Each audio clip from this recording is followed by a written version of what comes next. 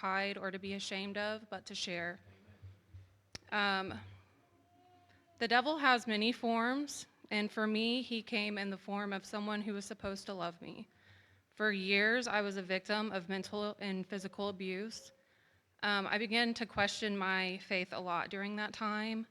I asked God where he was at, why he was letting this happen, and why he wasn't helping me. Finally, I had the courage to walk away. I left in a beat up minivan with my 3 daughters and $27 to my name. My life was in shambles, but I never looked back. I had nothing except for 3 little girls looking up to me, so I had to start rebuilding. It was hard, and there was days that I doubted if I could make it, but step by step, I found a job, provided food for my children, and gave them a safe place to call home. Despite all of that, I still truly wasn't happy. My heart was heavy with resentment and anger, and I knew I needed God more than ever. Prayer became a daily part of my life. I began reading devotionals and reflecting on forgiveness and strength.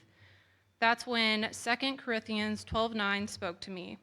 But he said to me, "My grace is sufficient for you, for my power is made perfect in weaknesses. Therefore, I will boast all the more gladly about my weaknesses, so that Christ's power may rest on me." Through my weaknesses, my struggles, and my pain, God's power has carried me through. I decided to forgive those who had wronged me, and immediately my heart felt lighter. I still wanted to build a deeper relationship with Christ, so I began looking for a home church. The first time I stepped into open arms, I knew I had found it. We sang a song called Made for More, and it shook me to my core. I reflected on my past and realized that every time there was only one set of footprints, it wasn't because I was walking alone, it was because God was carrying me. I have worked hard and sacrificed much to get where I am today, but I know I would not have found the strength to step away, to forgive, or to rebuild if it wasn't for God. That's why I've dedicated my life to spreading His word. Life often asks us to take leaps of faith. You may not know what the future holds, but you can trust that God holds your future. And even in your weaknesses, His power may rest on you, guiding, strengthening, and carrying you through. Even in my weakest moments, God's power has been made perfect. My past does not define me, God does. And I stand here today not because of my own strength, but because of His grace. And if there is anyone you know that is going through this, there's a great resource here in town called Safe at Home. That was my beacon of hope. They helped me tremendously. Um, but I'm here today, and I have my girls in church and teaching them the Word of God and teaching them that when everything feels hopeless, there is someone that you can always depend on. Thank you guys so much. Thank you.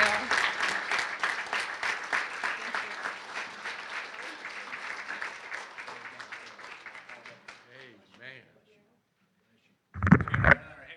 Give her another, yeah. We haven't sung that song for a long time, but the words to this is made for more. And man, I do. I love this song. And it says, I know who I am because I know who. Amen. The cross of salvation was only the start. It says, now I am chosen, free, and forgiven. Amen. Free and forgiven. That's it right there. Free and forgiven. And I have a future, and it's worth the living. You know, a lot of truth in a lot of these songs that we sing up here. Some people, if they don't hear hymns, they think they haven't been to church, you know. I love hymnals, but you know what? A lot of these praise songs, guys, I'm telling you, they'll speak to your heart if you just open your mind up to it. I'm telling you. You know, look how that spoke to you and what it did for you when you heard that song, you know. Made for more. We are made for more, aren't we? Amen. Amen. At this time, we've got a young man that's going to share a little bit with us before he heads back to the Philippines. Little MJ. Come on, MJ.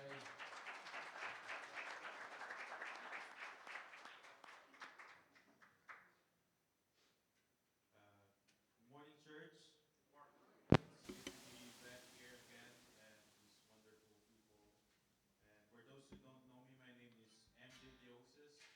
If you knew my dad, Manuel Dioses, and I am his eldest son.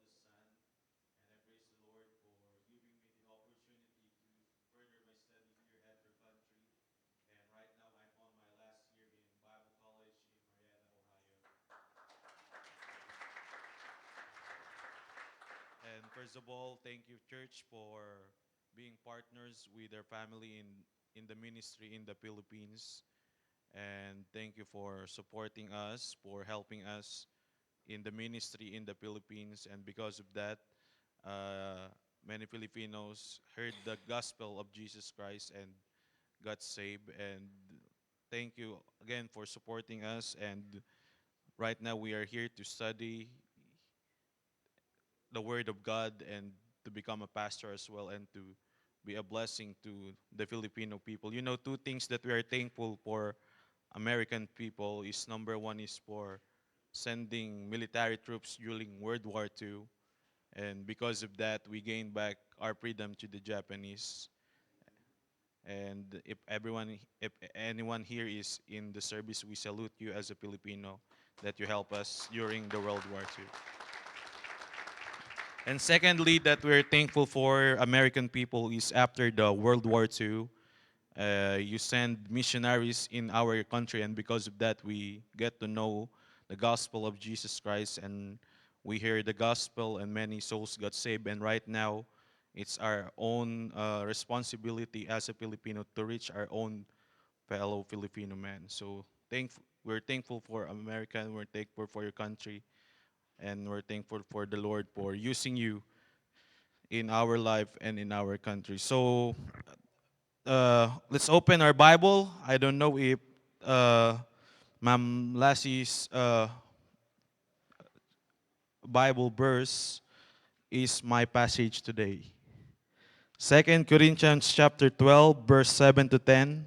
I would like to become an encouragement to every one of you. I know I already preached this here in your church, but let's look on the Word of God and may we remind upon His Word. 2 Corinthians chapter 12, verse 7 to 10. And if you can, please stand with me as we give honor and reverence to the Word of God. 2 Corinthians chapter 12, verse 7 to 10. And if you are there, say amen.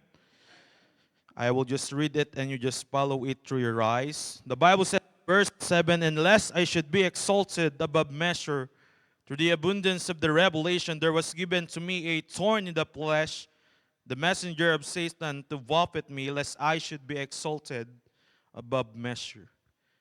And verse 8, for this thing I besought the Lord thrice, that it might depart from me. And this is going to be our key text. And he said unto me, my grace is sufficient for thee. For my strength is made perfect in weakness. Most gladly, therefore, will I rather glory in my infirmities, that the power of Christ may rest upon me.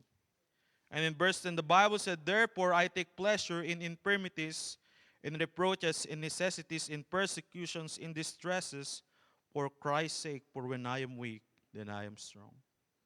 You know, the title of this message today, if you are facing challenges, if you are facing trials in life today, may we all reminded that the grace of God is sufficient for all of us.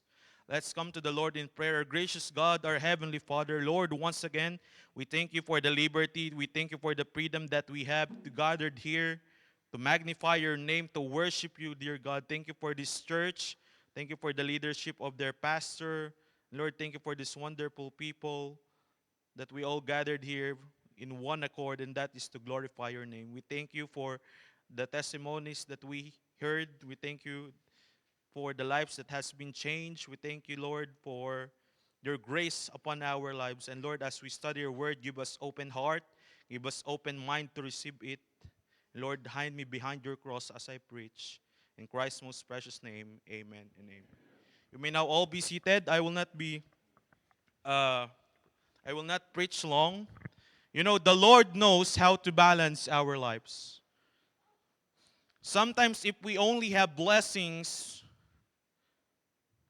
in sometimes if we only have blessings into our life, maybe we become a proud people. So God permits us to have burdens. God permits us to have trials as well in our life.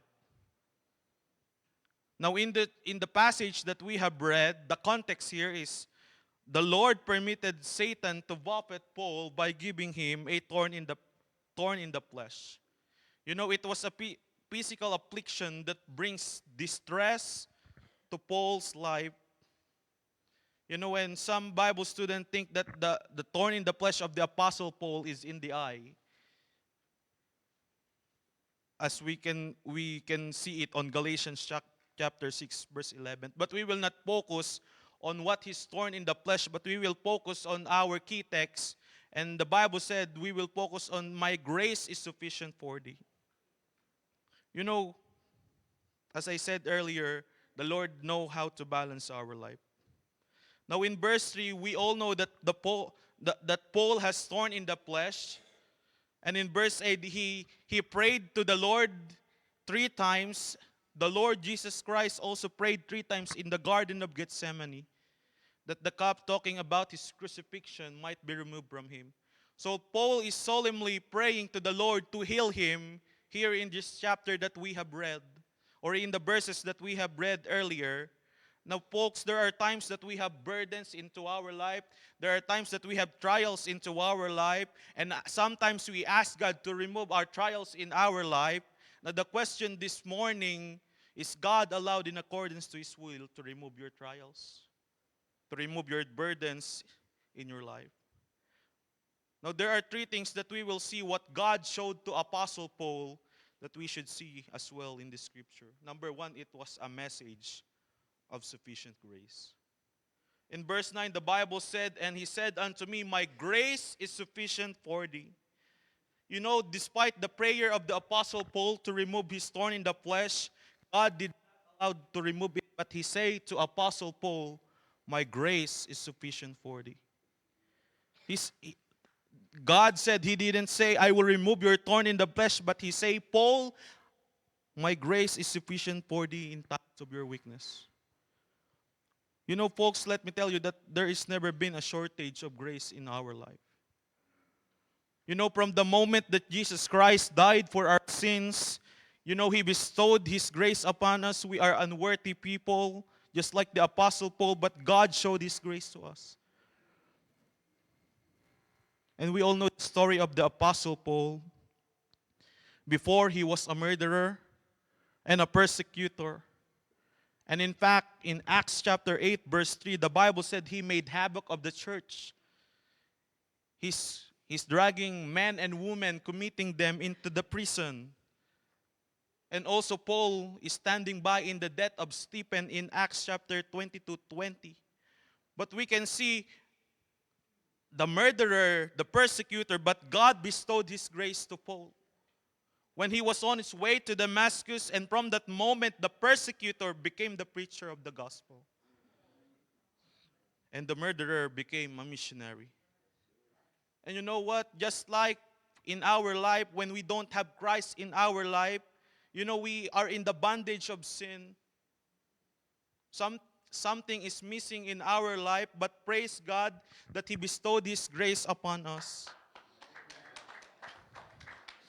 And not only that, and after that we are saved, the grace of God is always with us everywhere we go, every day in our life, every season of our life. The grace of God is always available.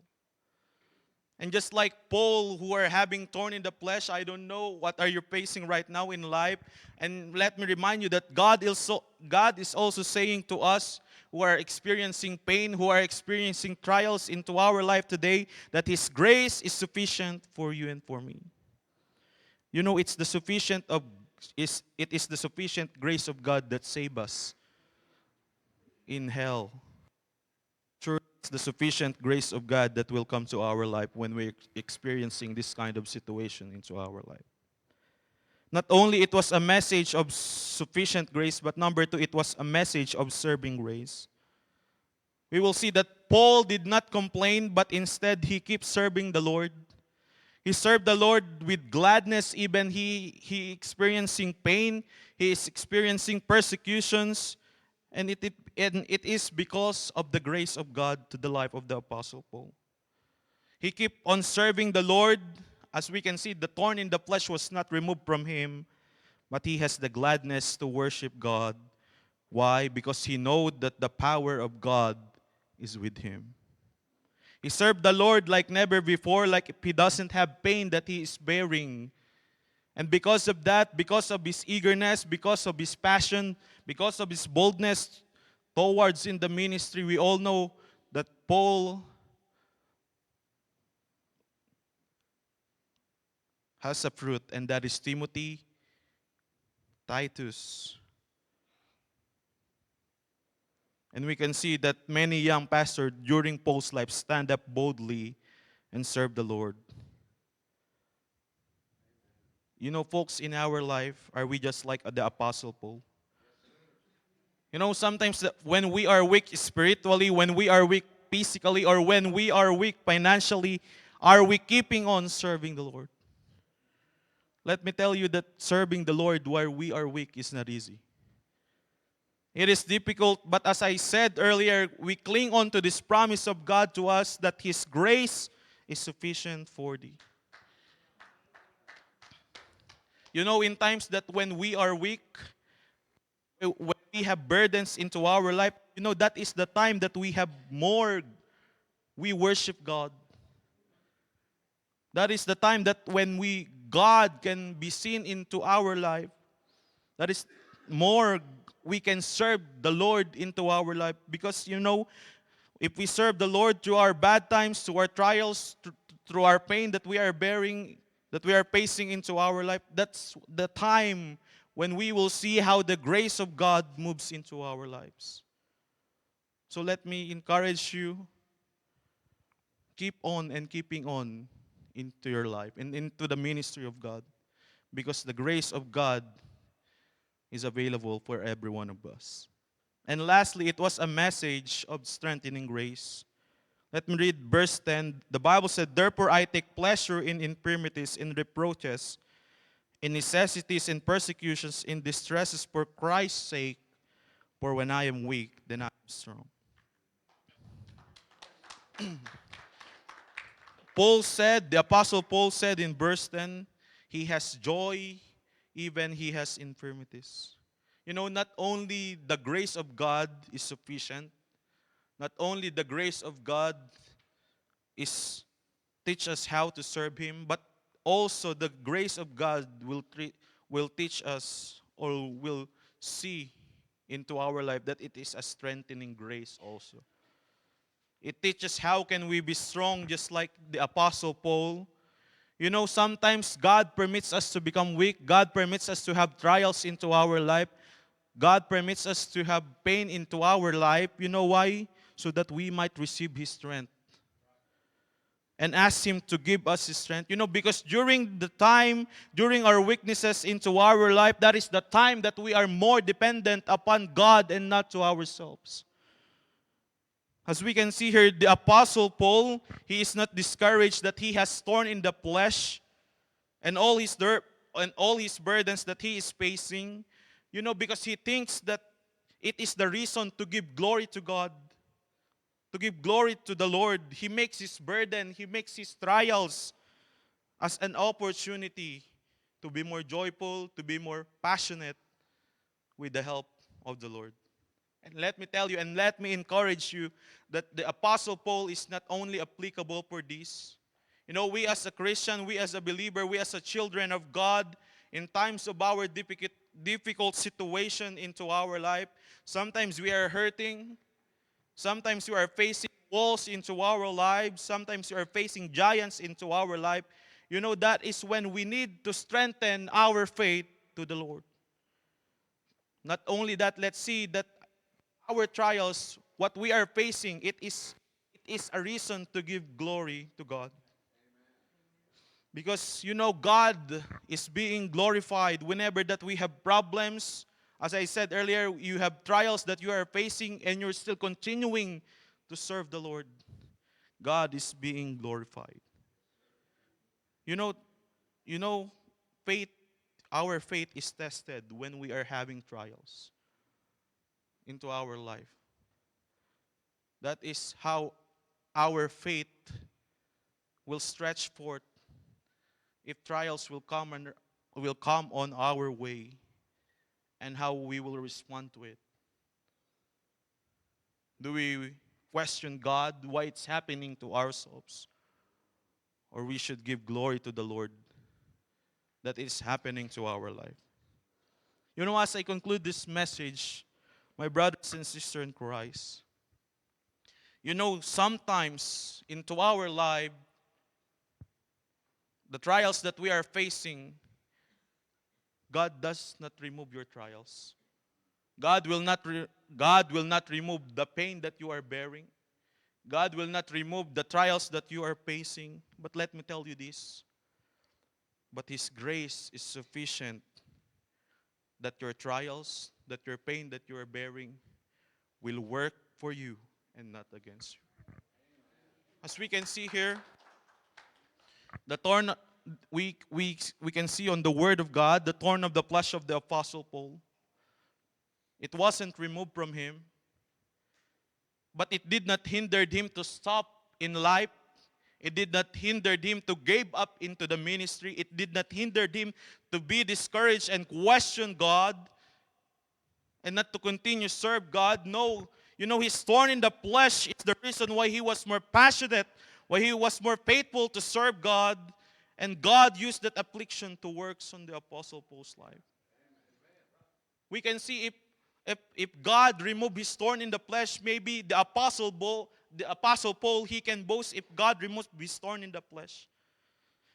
If we can study Paul's life, the Apostle Paul is a standard man, and he can boast if he has no thorn in the flesh. We can see he studied at the feet of Gamaliel. He was circumcised. The Apostle Paul has money, has fame, and high education, but God permits that Paul would have thorn in the flesh, so he will not boast anything, but he will boast except the grace of God in his life. The grace of God that brought him to his last year on earth. And he said it in 2 Timothy chapter 4, verse 12. Let's see, 2 Timothy. When he was on Mamertine prison, and he's ready to be with the Lord, because anytime he knew that he will be beheaded by a Roman soldier. And this is my favorite verse in the Bible. 2 Timothy chapter 4.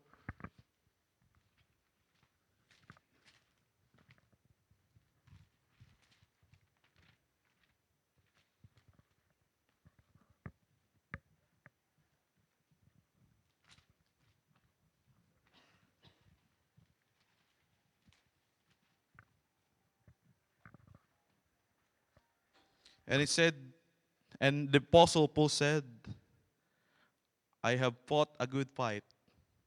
I have finished my course, and I have kept the faith.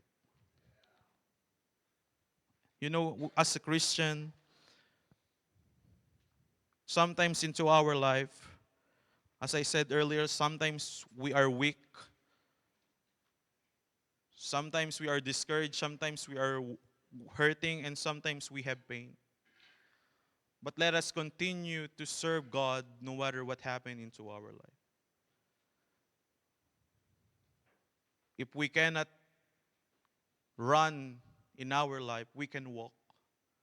And if we cannot walk, we can crawl. But the most important thing is that we are continuing on what the Lord wants to do in our life. You know, because God, as I close this, God has a reason, and His grace is always sufficient for you and for me. And it's God's grace is always available in every season of our life. To God be all the glory. Let us stand and let us pray. Let us call Pastor Paul.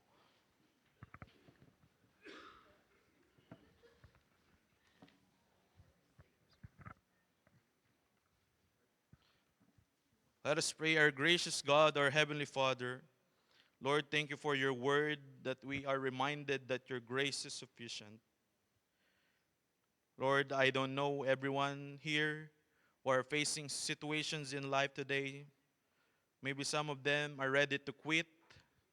Some of them are hurting, Lord, but uh, your word says in Second Corinthians that your grace is sufficient for us. So, Lord, help us to continue moving forward.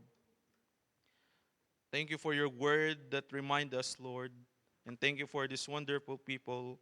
Lord, dismiss us with your glory. In Christ's most precious name, amen.